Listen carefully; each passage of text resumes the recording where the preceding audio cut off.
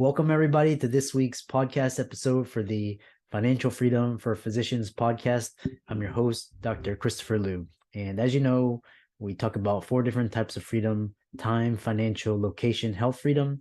And in that light, I'm always interviewing entrepreneurs, people doing things on the cutting edge, sharing those conversations. And so today we have Brian Kelly, and he's calling in from Los Angeles, and he is the automation master. So he's an author, he's a speaker, and he's the creator host of the Mind Body Business Show. So we're going to all talk about 3 pillars of entrepreneurship, how to saturate the market, and 3 keys to getting more business. So Brian, welcome. Thank you, Christopher. How are you doing today? Doing well. Thanks for asking. It's coming towards the end of the year and trying to go out with a bang. So I love it. yeah. um, tell us more about yourself, how you got started, and we'll go from there. Oh, goodness sakes, that will take forever. No, we'll do the abridged, the short version. Grew up in a very lower middle income class family. Didn't know it until I became a young teenager. As I was a young guy, I didn't realize we didn't have that much money because I enjoyed my childhood thoroughly. Played sports and had no idea anything was wrong. Nothing was wrong. It's just one day I came to my parents and said, I asked them for a ticket to go to see the movie, which was this blockbuster movie that everyone was buzzing about. There was no social media back then. It was all word of mouth. And it was Star Wars. And I'll never forget, my dad looked down at me and said, "I'm sorry, son, we can't afford to give you that ticket." And I'm like, that's when it hit me. I'm like, holy smokes, we don't have money. So I made it. That was the beginning of my drive to say, my parents loved us. They did everything for us. I have nothing negative to say about them. I just knew that I didn't want to be in that situation when it was my turn to be the dad looking at their child and saying, "I can't afford a couple dollars for you." I mean, that's what it was back then. And so, been driven ever since. And that led me through lots of different journeys to where I am now. And the journey never ends, it continues to change course. And that's what I love about it. It's called life, and it's fun, and it's enjoyable. Yeah, that's a very interesting story. We come up with similar backgrounds, upbringing. And what when we're gonna talk about you talk about the 3 pillars of the successful entrepreneur. Tell us about that. Yeah, I talk about that on my live show, the Mind Body Business Show, and that it's part of the title of the show, The Answer. And that is, I used to, I actually studied for about a decade only successful people, trying to figure out what it is that made them more successful than someone like me. I mean, we're all human. We put our pants on one leg at a time, at least most of us do, unless someone's figured out how to do that. 2 at a time. And so, what I found over this course of time, and I'm talking about mentors of mine that I literally paid for, others that I worked with, uh, people that taught me how to speak effectively on stage, authors, people that aren't even with us anymore, the authors of books, I would learn from them. And what I found were those 3 pillars were that to a person, each and every individual had these 3 things in common, and that was mind being mindset. They had a very powerful, positive, and most importantly, flexible mindset. And then body was literally taking care. They took care of themselves physically and nutritionally. I mean, that one was unbelievable. It was really cool to see that. And then business is multifaceted. Basically, these individuals had mastered the necessary skill sets that are required to build, maintain, and grow a business, like sales, marketing, team building, leadership. I mean, it goes on, as you know. And and I always say the good news is you don't have to master all of them. Look, mastering one is like being an expert. How long does that take? What's the average? 10,000 hours? I don't know. The number changes whoever you talk to. I don't want to spend that amount of time mastering each and every skill set. I don't know about you. But if you just master one of them, then you can leverage the others. And that one is the skill set of leadership. And once you've mastered that, even as you're doing it, you don't have to fully master it completely to start bringing in other individuals who have mastered the other skill sets that you either have yet to or may never because of the time it takes to do it. So that's the 3 pillars of success in a nutshell. Yeah. And what it's really great to get this conversation starting on that. When it comes to comes to maintaining a positive, productive, and successful mindset, what do you do to sustain this? Oh man, yeah, it's so a lot of people that are not entrepreneurs yet don't understand, and that's there's nothing wrong with it. What we go through every day, the hurdles, the setbacks, the things, the challenges. That's kind of what drives us. We're kind of weird that way, that we enjoy the challenges, and that's what we do for a living. We solve problems. And knowing that that's always facing us, it's very important to have a very positive mindset and to always strive to keep driving forward. I didn't always have a positive mindset. I learned it. I trained myself. I learned NLP, became certified. I've trained in other areas and listened to other people in their areas. In my interviews that I do, just like you, with highly successful entrepreneurs, I learn a lot of things about starting a routine every morning. So I get up and I pray and I thank God for the fact that I have another day to go out and impact people. And then I've just started reading a new book that it's the title is "What If It All Goes Right?" And I thought, wow, that's powerful. And if you want to start on something that's simple and just start reframing how you think about your day, powerful. Because we're always thinking we're human. Well, it's not. No one's going to answer my email. They're not going to pick up. They're going to buy my product. It's been 3 months since I made a sale. Why would they do it now? We have these negative thoughts. Well, what if it all goes right? And I started implementing that very simple technique, and I saw changes immediately. It's amazing what this thing up here between our ears can do for us. So it's important to get it right, to work on your mindset if you haven't already. I'm talking to the audience, and make that one of your priorities, because without a proper mindset, it doesn't matter how good you are, how skilled you are at selling, or at at at doing the minutia, at being an auditor of your own company, at building websites, whatever it is. It doesn't matter if you don't have the mindset set correctly. I know this from experience. I'm 58 years old. I've been through it. I've tried it without the mindset. It didn't work. It was difficult. And I learned at a late age, around 47, the importance of it, concentrated on it, and my life has changed for forever since then in a great way. Yeah. Um, yeah, I'm gonna switch gears a little bit because you talk about saturating the market with your message and 3 keys to getting more business. How do you just expand upon that? Yeah, it's all about getting massive exposure. I like to compare two things. So I do a live video show once a week on average, and I compare that to authoring a book. Both are very good to do. You should all author a book. I'm still in the process of finishing my first one. The thing with a book, one of the reasons we do it is to gain authority status, correct? And the other thing is it gets us additional exposure because it's on bookshelves, maybe on Amazon and the like. The thing with a book is you write it once and you're done. It never changes. If you go through Amazon, you can get a bestseller status by selling it for less than $1 to 20 of your closest friends really quick, and then you're a bestseller forever, whether you sell another copy or not. The point of this is that the content, number one, doesn't change in the book ever because it's a book. And number two, the distribution is nowhere near what you can accomplish with a live video show. And so the content changes every week, just as we're doing right now. This is new content for you, Christopher, and that's good. And then if you do interview style, you're bringing on new talent, new value systems, new ways of figuring out how to get problems solved. And then you can disseminate and distribute that live video show after it's done. Like during the show, we stream live to 11 platforms all at the same time. That's a lot more exposure than you'll ever get with a book right then and there. I mean, we could stop there, but I don't, and we don't. We repurpose it. We're on 35 podcast platforms. We edit out the audio. It takes us minutes because we don't go and edit out the ums and the ahs. It's live, and we want them to know it was live. It carries a different dynamic.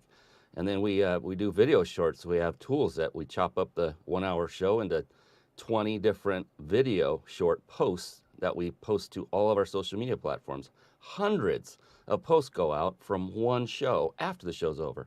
And then we put call to action links there. So carpet bomb marketing, saturate the marketplace with your message. It's about hitting every possible nook and cranny you can with the resources you have. Most of what we do doesn't cost money. It does cost money to have the tools to help make this a more efficient process, so it's not a human with a spreadsheet, but you do what you can with what you've got, and do all you can with what you got, and then as your business grows, you keep scaling up those efforts, and you get more and more exposure. 10, 20, probably 100 times more powerful than writing a book, in my opinion. But you do need, if you do a live show, you do need to stay consistent, do it for at least 3 years. There's a lot behind that as well, but it's very, very powerful. And it's a lot easier than writing a book, let me tell you that. Yeah, which sounds like through lives, live streaming.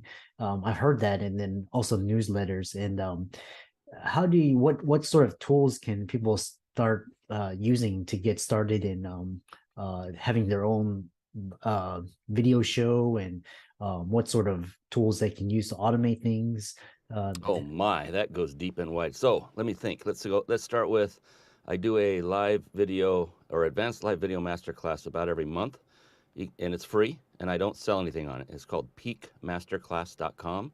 I would recommend folks go there and just register. If you can't make it live, don't worry. We do a replay for 48 hours. If you can't make that, we have an on-demand version.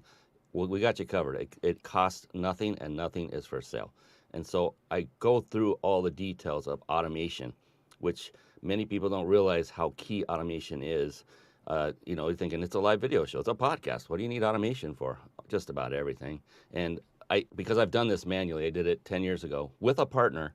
We were doing everything manually, getting the guests, setting up times, agreeing on the questions. There's so much people don't recognize that go on behind the scenes that if you're able to automate that, now you can just show up and be present, be the host. And another resource for automation is I have a club that I've created. It's 100% free, and there's no monthly fee whatsoever. It's reachyourpeakclub.com. Inside of there is the number one automation resource I use. It's called Peak Connector. If you're in the club, it's $97 a month. If it's out of the club, it's $497 a month. It's a free club, your choice. But it is the best of the best. And I'm a software engineer by trade, going back many years. I've been through many CRMs and autoresponders and all those tools, and this one is by far it's the best. And I log into it first thing every morning.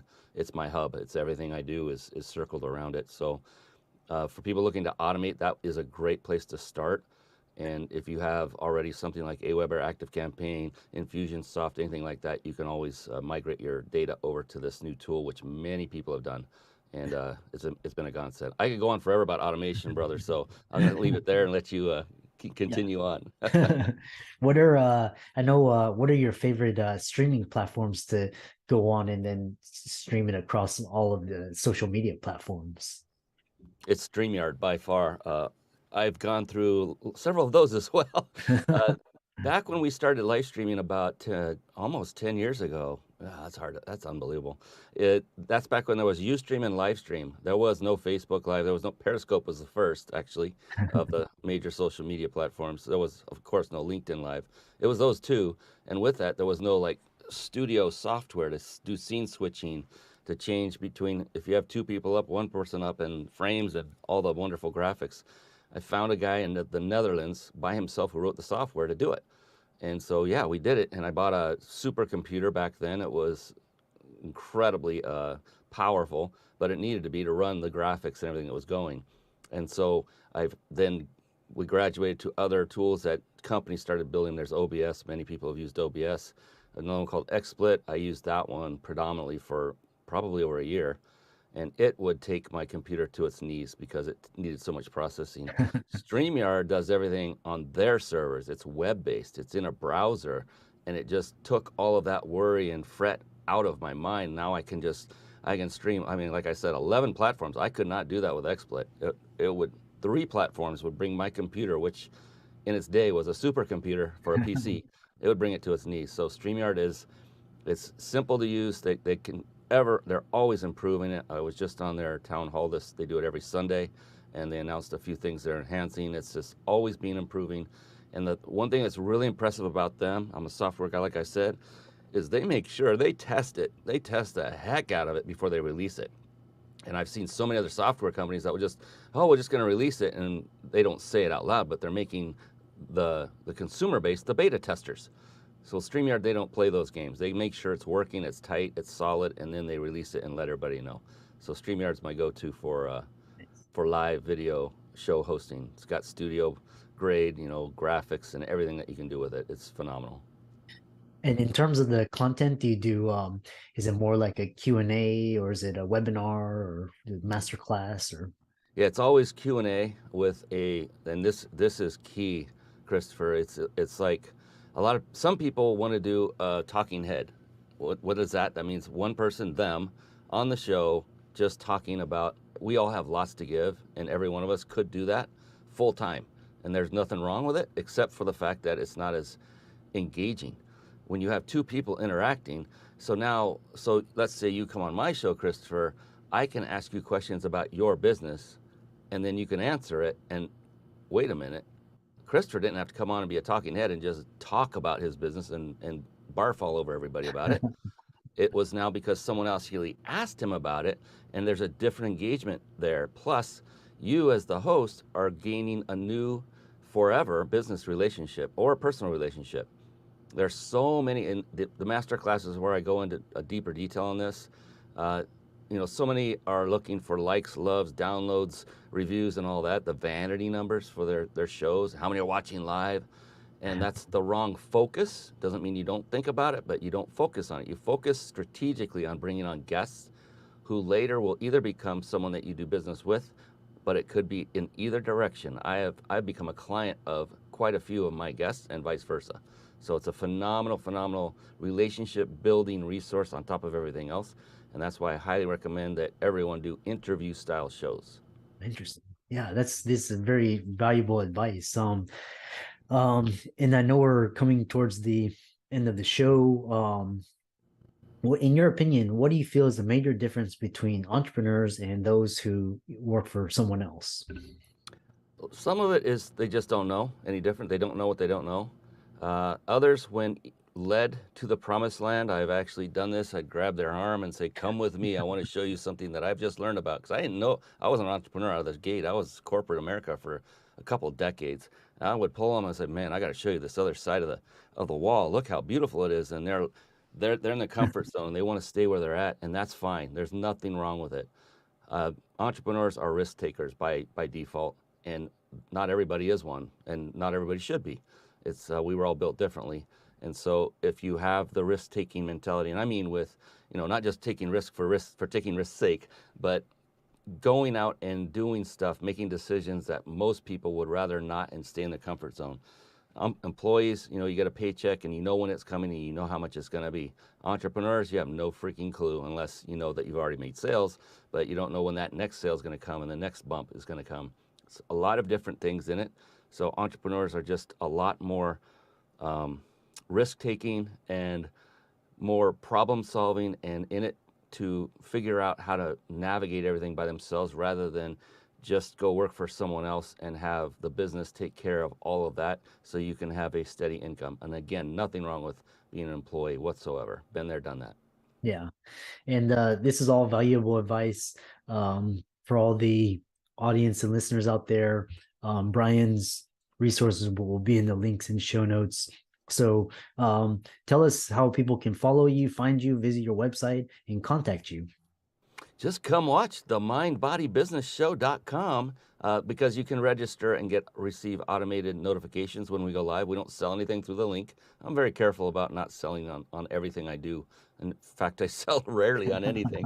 So the mindbodybusinessshow.com. Again, peakmasterclass.com if you're interested in the advanced live video masterclass. And then Facebook, I'm there, Brian Carl Kelly. LinkedIn, the same, Brian Carl Kelly. And if you go to research me, because of all the things I've implemented based on what we just talked about, if you go to research me, you cannot not find me. I'm everywhere. So, and I'm not saying that to boast or brag. I'm just saying that the carpet bomb marketing approach does work, and it'll help anyone who's looking to get exposure so that if Christopher has a pain point that if you solve a pain point that someone has, but they don't know you yet, what are they going to do? They're going to go research you. And when they start seeing you everywhere, they're going to go, their resistance goes down, their hesitation goes down. They come back and say, "Christopher, let's do business. Where do I sign?" Yeah. Yeah. Fantastic conversation.